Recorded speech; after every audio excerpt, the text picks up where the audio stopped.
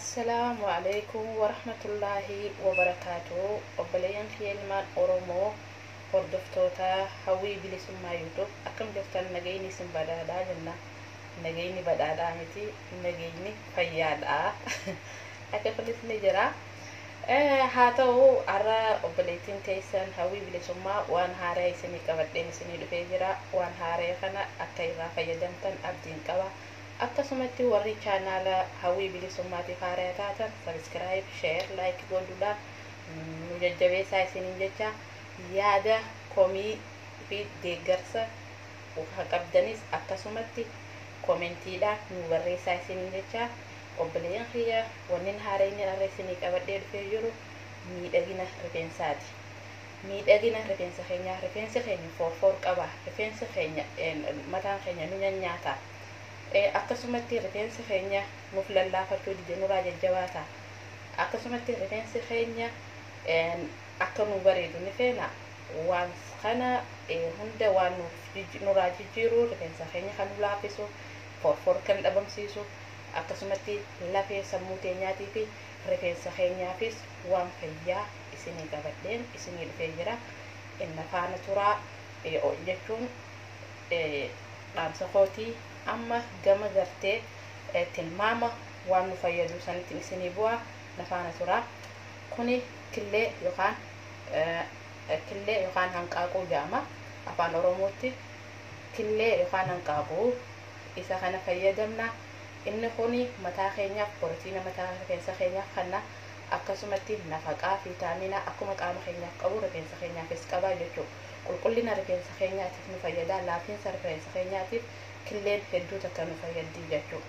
Kanaaf killee tana habbaa takka qabsannaa jechuudha. Killee tana habbaa takka hoggaatti naqadhee killee habbaa takka jechuudha. Killee sanii akkanatti walitti dhawannaa jechuudha. Rifeensa akkasii nu seentu akkanatti walitti dhawannaa.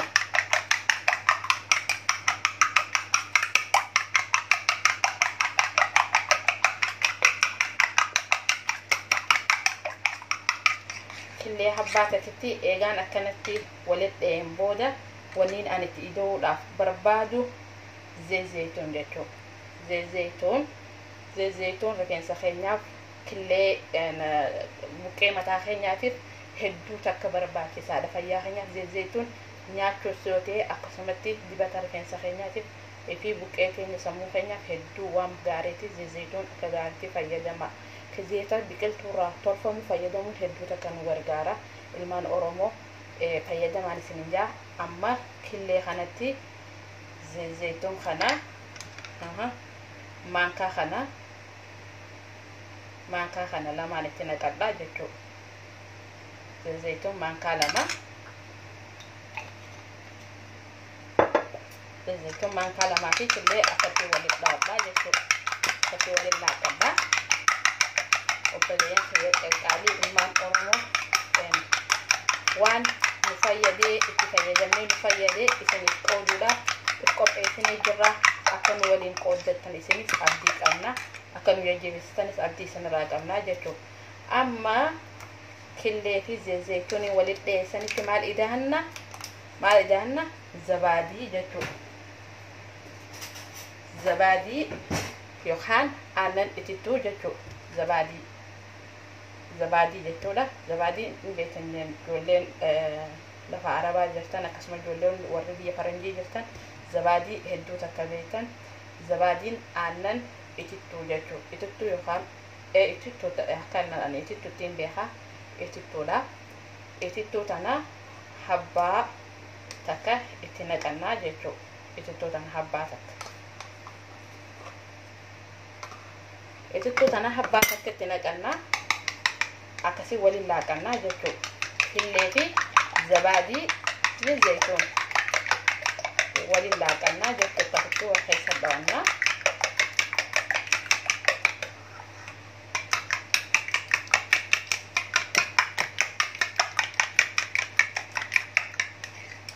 waan baay'ee rifeensa keenyaaf nu gargaaru rifeensa keenya fayyaa rifeensa keenya qacaccabu rifeensa keenya kan gartee luluqa'uu yaa'u jechuudha. Isaaf hedduu takka killeen akkasumatti zabaadii fi zayituun kun hedduu takka nu barbaachisa. Hedduu takka nuuf gaariidha jechuudha. Kunoo ni argitaniimi zabaadii killee fi zayituun zayituun akkatti waliin laaqannaa jechuudha.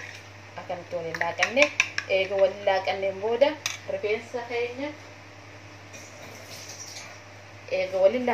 booda rifeensa keenya bakka sadiitti addaan baasnaa jechuudha. Rifeensa keenya bakka sadiitti eega addaan baasne booda lafee keenya keessa ni dibannaa.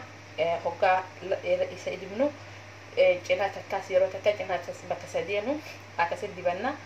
Naawwuu dibannu masiyaaja godhuu qabna rifeensa keenya ittiin shukkuumnaa jechuudha. Harka laafaadhaan qeensaan osoo hin ta'in harka laafaa qeensi dhedheeraan taane kan sin hooyneen akkanatti masiyaaja gootaa jechuudha. Itti dibdee akkanatti jechuudha. Akkanatti itti gootaa jechuudha. Akkanatti maaliif akkanatti itti riguunsanii killee buqqee kee keessaa akka jiini sun seenuuf si gargaara. Ammallee deebitee xoolinsaan akka lafee keetirraa ba'uuf si gargaara. Masiyaaja itti gootaa jechuudha. Masiyaaja itti gootee akkasitti itti shukkumtaa jechuudha.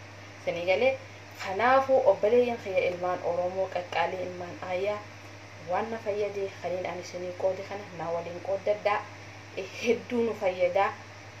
Wanni kun dhugatti dhugaadhaahi moo nun sobdanii warri jettan jirtan isin hin sobnu waan dhugaatii fayyadamii arkee fayyadamtee irraa ilaaltee gootee waan san irraa fayyadamuutu si barbaachisa.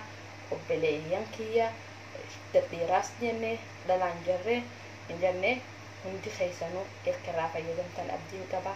Irraa fayyadamaa. Akkasumatti yuutuubii Hawwii Bilisummaa share godhaa, subscribe godhaa, nu jajjabeessaa isiniin jennaa.